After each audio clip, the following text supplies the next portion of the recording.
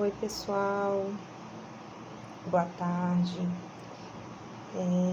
Esse momento eu estava fazendo meu devocional aqui em Atos, no capítulo 10, e o Senhor falou muitas coisas comigo e eu gostaria de estar nesse momento compartilhando com vocês esse momento de edificação da palavra de Deus, esse momento onde o Espírito Santo tem falado no particular de cada um de nós.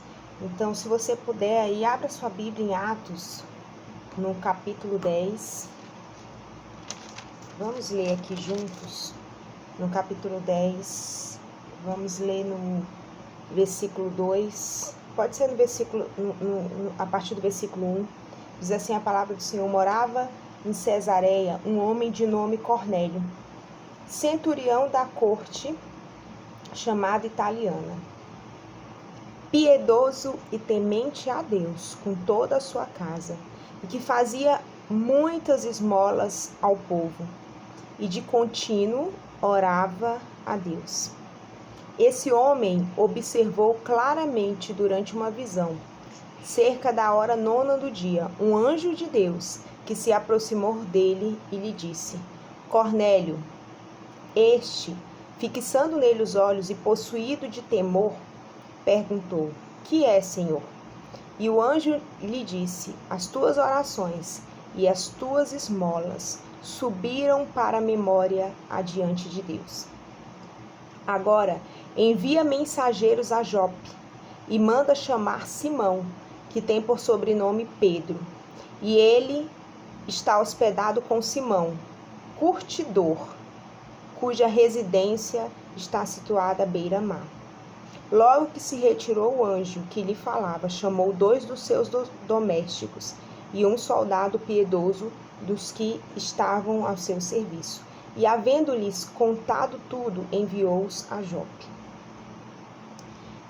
Nós podemos observar algumas coisas aqui em Atos. Primeiro, no versículo 2, nós observamos que Cornélio era um homem temente a Deus e que vivia em constante oração. A palavra de Deus diz que ele temia a Deus, ele era um homem piedoso, era um homem que tinha amor pelas coisas, que fazia caridade, que amava as pessoas, que ajudava as pessoas. E não só ele era temente a Deus, como também toda a sua casa. A palavra de Deus diz que toda a sua casa era temente a Deus e que ele fazia constantemente orações a Deus. Então vamos lá, a palavra revela que ele e a sua casa temia a Deus e que eles tinham o hábito de constantemente, diariamente, orar ao Senhor, fazer orações ao Senhor. E a gente observa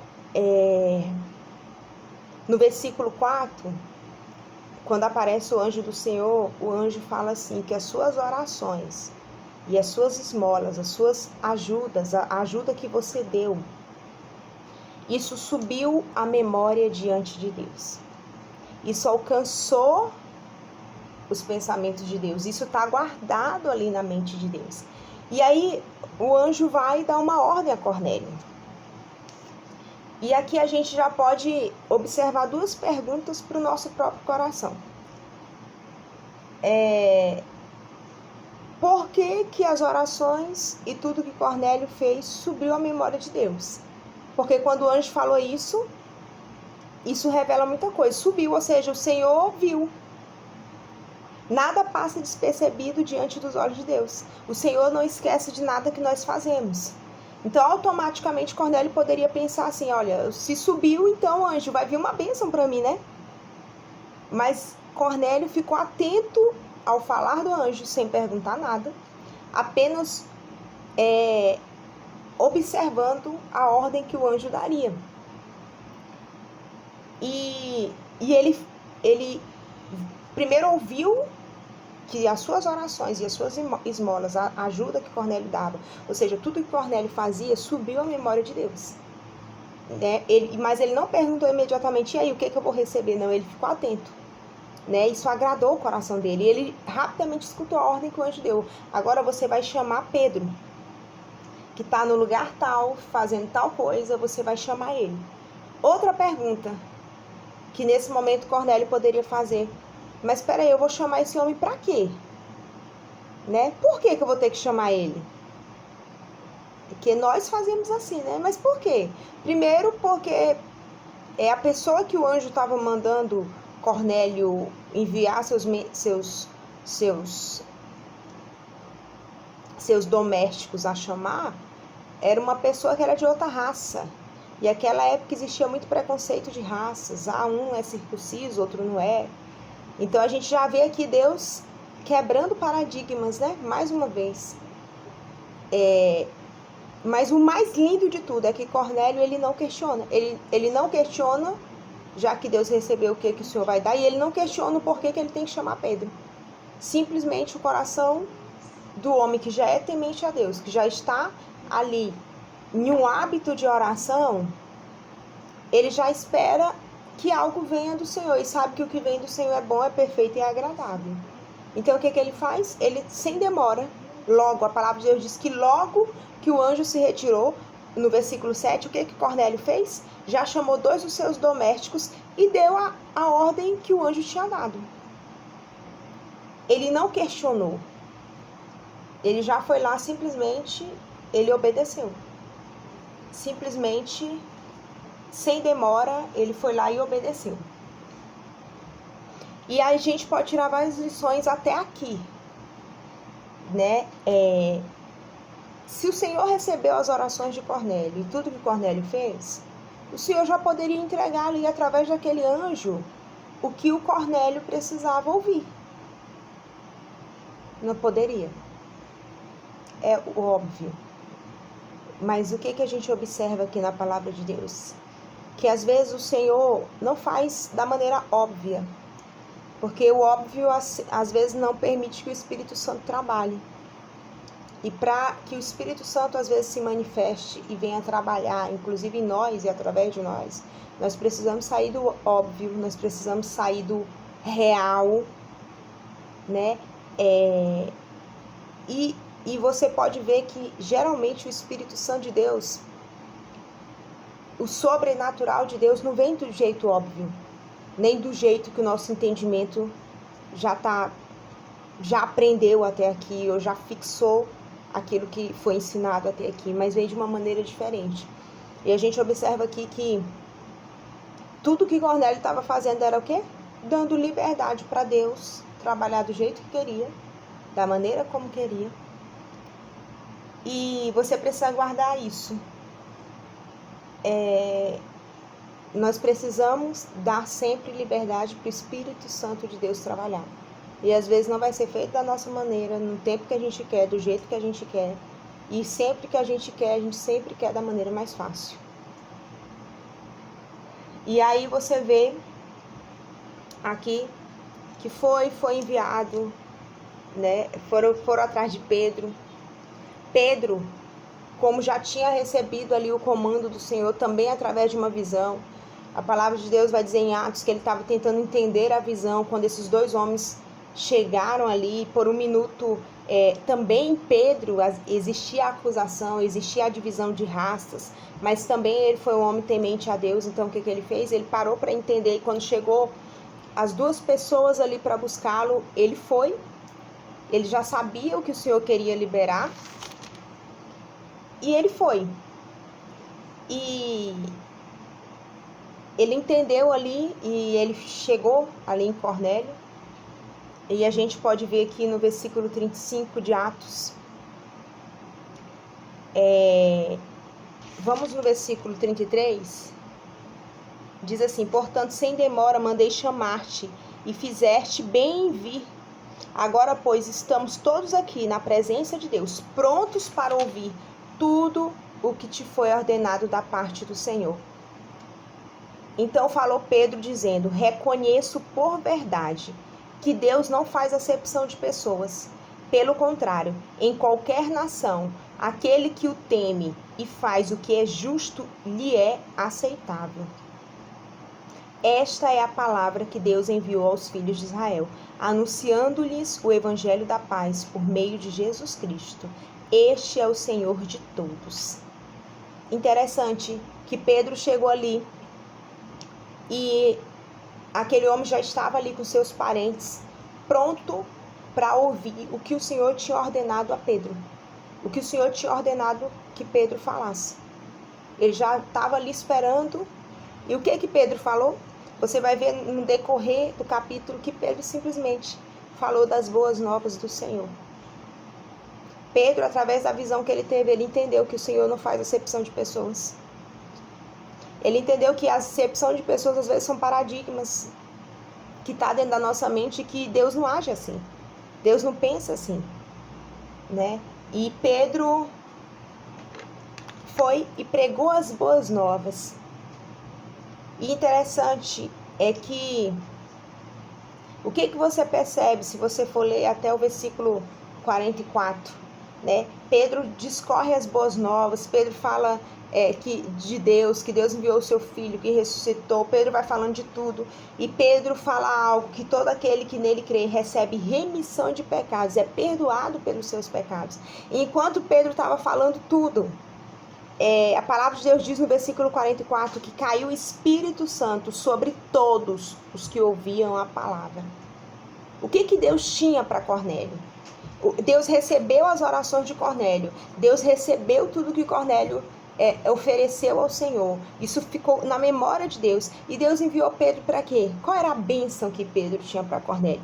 Crescimento espiritual. A descida do Espírito Santo de Deus. Como foi que a descida do Espírito Santo de Deus veio sobre Cornélio? Através das palavras que saíam da boca de Pedro. Pedro estava liberando as boas novas sobre aquele povo. E aquele povo não recebeu uma mansão, aquele povo não recebeu outra coisa, a não ser o Espírito Santo de Deus, que iria conduzir eles a partir de agora. Aquele povo que a partir dessa descida ia ser visto de maneira diferente, porque ia ser uma manifestação do poder de Deus ali. E enquanto Pedro simplesmente abria a boca e pregava as boas novas, o Espírito Santo de Deus desceu. Olha que coisa linda. Olha que coisa linda. Olha como o abrir da nossa boca pode fazer tantas coisas no nosso meio.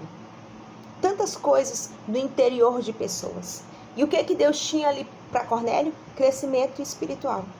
Através da descida do Espírito Santo de Deus. Então a gente vê Deus quebrando, diminuindo as diferenças humanas, que de fato é uma coisa que acontece nos dias atuais. Se existe diferença entre igrejas, existe diferença entre pessoas, mas não é uma diferença que traz saúde, mas é uma diferença que traz doença no corpo de Cristo. A gente vê ali que havia problema de raça. Não, eu não vou fazer aquilo, porque aquele povo é imundo, porque eu não... E o Senhor fala, não, você tem que pregar as boas novas. Todo aquele que se arrepende, todo aquele que crê em mim, todo aquele que me busca, ele vai ser justificado. Né? A sua busca vai ser aceita diante de mim. E eu percebo, através aqui de Atos 10, como esse tempo é um tempo de arrependimento. Como esse tempo é um tempo de nós fazermos o que o Senhor vem pedindo há muito tempo. Eu acho que desde o tempo que a gente nasce em Cristo Jesus, que a gente confessa o Senhor como Senhor e Salvador, o que o Senhor faz? O que o Senhor fala? O Senhor fala da Arca da Aliança, de carregar a presença de Deus, que é dentro da gente, que a gente carrega. O Senhor fala da gente levantar os altares para o Senhor, o altar dentro da nossa casa, o altar onde nós formos, que o altar seja dele, que não existe não exista outros deuses a não ser o nosso Deus. O Senhor fala isso, pode ver, quando você aceita Jesus, é o que mais o Senhor pede, é o que mais o Senhor fala. Mas o que acontece? Talvez nós não temos ouvido o que o Senhor tem pedido. Então esse tempo é tempo de arrependimento, é tempo de levantar o altar do Senhor. O altar do Senhor onde você vive. Talvez você pregando as boas novas, talvez você refletindo o que precisa entrar, o que precisa sair. Talvez você analisando se verdadeiramente o altar que existe dentro da sua casa é o altar de Deus. É para Ele. Ah não, pastora Regina, eu sou muito firme. Eu vou para os cultos, eu dizimo, eu oferto, eu canto os louvores, eu sou muito certinho na minha liturgia. Eu ajudo as pessoas.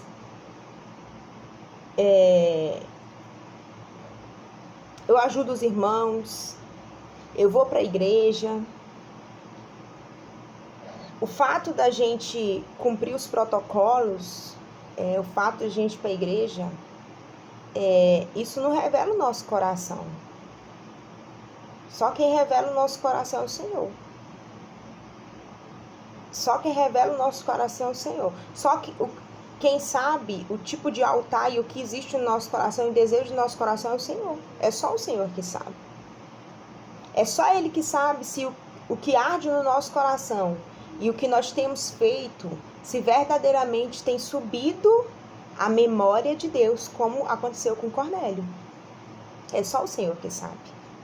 Mas esse tempo, é o tempo de arrependimento, é o tempo de deixar o racismo de lado, de deixar de ser juiz. Não, eu acho que aquela pessoa não é crente, eu acho que aquela pessoa não agrada a Deus, eu acho que só existe um juiz, e o juiz é Deus, né? Eu acho que aquela placa não é muito legal, eu acho que aquela outra também. Quem sabe quem vai subir é Deus, né? Porque a palavra de Deus diz aqui, e foi o que Pedro pregou ali, que todo aquele que nele crê recebe remissão de pecados. Só quem sabe, quem está crendo ou não, é o Senhor que sonda o coração. Ele sim, sabe? E o Senhor para esse tempo tem esse chamado para a igreja. Às vezes você fala assim, não, essa palavra não é para mim porque eu tô fazendo tudo certo, o Senhor sabe do meu coração, é verdade, mas o Senhor, a igreja, ela é mais do que um braço, do que uma perna, é o corpo. E o corpo, nós temos muitos membros nesse corpo. Então, é hora da gente tirar a nossa visão do pequeno, do eu. Não que você não tem que pensar no eu, você tem que pensar assim, como é que está o seu eu? Você está buscando o Senhor constantemente, você está levantando o altar certo? Como ainda existem muitas coisas pequenas, sabe? É um tempo que nós estamos dentro de casa e tem gente que ainda não entendeu. E aí tá ali na live do outro, tá ali no Face do outro, tá ali no Instagram do outro, mas não às vezes para ouvir a palavra que o outro tem, mas para ver se o outro tá fazendo direito, porque ele vai lá e ele vai fazer melhor. Não tem espaço mais para inveja, não tem espaço mais para vaidade, não tem espaço. A força do braço do homem cessou. Nós só temos uma força agora que nos sustenta, que chama-se oração, vida no altar de Deus, consagração, trazer a igreja para dentro da nossa casa, trazer a glória de Deus para dentro da nossa casa. É esse tempo que nós estamos vivendo. E aí chegou o momento de tirar a visão do pequeno e colocar no grande. O grande chama-se igreja, sabe? E é arrependimento para a igreja. É arrependimento para o mundo, é arrependimento para as nações. Como? Lembra da reconstrução ali dos muros de Jerusalém? Neemias, ele saiu de um lugar para o outro e Neemias não estava pecando, Neemias não estava fazendo nada de errado, não. Mas ele, quando foi lá orar para a reconstrução, ele orou como igreja, ele saiu da visão do pequeno e entrou na visão do grande e falou assim, Senhor, nós erramos, nós não te escutamos, nós não escutamos os teus profetas, nós não nos consagramos. Ele se envolveu, ele entendeu, porque assim, se tudo for destruído, eu também vou ser destruído, eu sou corpo. Quando você ora por igreja, você ora como corpo. Se o braço direito pecou, faz parte do corpo. Vamos junto. Então é hora da igreja. Eu não falo de você. Se sua vida está no altar, glória a Deus. Se você está agradando o coração de Deus, irmão, é esse o caminho mesmo. Agrada, se entrega. Não deixa nada acusar você. Deus, ele tem amor, ele tem paz. As boas novas do Senhor é uma palavra de paz sobre a sua vida. E você está certo. Agora você só tem que fazer o mesmo na vida do outro, juntar-se, dar as mãos aí dentro da sua casa e orar e clamar ao Senhor. Senhor, tem misericórdia de nós. Senhor, é tempo de nós nos arrependermos se nós não temos levantado o altar. Quantas vezes o Senhor falou e talvez nós como igreja não escutamos. Nós como igreja, talvez o nosso serviço ali, as nossas esmolas ali não subiram à tua memória, Jesus. Nós queremos te pedir perdão. É tempo desse arrependimento. Como igreja, como corpo. E entender que o Espírito Santo sopra onde quer, faz o que quer, e talvez tudo aquilo que você almejou anos, coisas que você não recebeu, talvez seja esse tempo o tempo em que o altar de Deus vai ser levantado dentro das casas, um tempo em que a gente vai tirar as vestes velhas, vestes de preconceito, vestes de mágoa, de falta de perdão, porque eu não falo às vezes com meu irmão, não falo com a minha mãe, não falo, sei lá com quem. Esse é o tempo de remissão de pecados. Esse é o tempo do amor verdadeiro, genuíno do Senhor habitar dentro de nós. E nós deixarmos as coisas tão pequenas de lado e olharmos para as grandes e olharmos para aquilo que o Senhor tem. Que as nossas orações contínuas, a nossa oração constante e que o trabalhar das nossas mãos possa subir à memória de Deus e que nós possamos receber nesse tempo coisas que nós ainda não recebemos, que nós possamos dar liberdade ao Espírito Santo de Deus, que nós possamos nos tornar nós somos uma só igreja, né? Que o Senhor possa alcançar a nação, que o Senhor possa alcançar o Brasil, que o Senhor possa alcançar Marabá, que o Senhor possa alcançar você. Que desça sobre você o Espírito Santo de Deus. E se ele habita dentro de você, que possa fluir os dons cada dia mais. Possa fluir a personalidade do Espírito cada dia mais. Eu abençoo você, eu abençoo a sua casa para esse tempo. Para esse tempo. E nesse momento eu queria orar com você. Vamos orar, feche seus olhos aí. Senhor, nós queremos nesse momento te pedir perdão pelas nossas falhas, pelos nossos erros. Nós queremos te pedir perdão como igreja, se em algum momento nós não ouvimos, se em algum momento nós fizemos coisas que desagradaram o teu coração. Senhor, nós queremos te pedir perdão, nós queremos exatamente o nosso coração alinhado ao teu coração. O nosso coração de igreja, o nosso coração, Pai, de ser humano, Jesus. Senhor, tira de nós os paradigmas, as vestes rasgadas. Tira de nós, Pai, as esmolas que não agradam ao teu coração. Levanta dentro de nós, dentro da nossa casa, Pai, o altar que agrade totalmente a Ti. Que a Tua presença possa ser real em nós e através de nós. Nós desejamos mais de Ti. Nós desejamos mais da Tua presença. Senhor, nós abençoamos o Brasil para um tempo da glória de Deus. Para um tempo de avivamento, Senhor, tão desejado. Nós abençoamos a nação nesse momento. Nós te pedimos, alcança as nações, alcança, Jesus, com graça e misericórdia. Nós queremos te pedir misericórdia sobre a nossa vida, misericórdia, Jesus, sobre o Brasil, misericórdia, Jesus, sobre essa nação. Nós cremos que o Senhor é um Deus de misericórdia e nós te pedimos que passe tudo isso, Deus, para a glória de um só nome, que é o teu, Jesus, no nome de Jesus. Amém. Que Deus abençoe a sua vida, abençoe a sua casa, em todo o tempo, no nome de Jesus. Amém.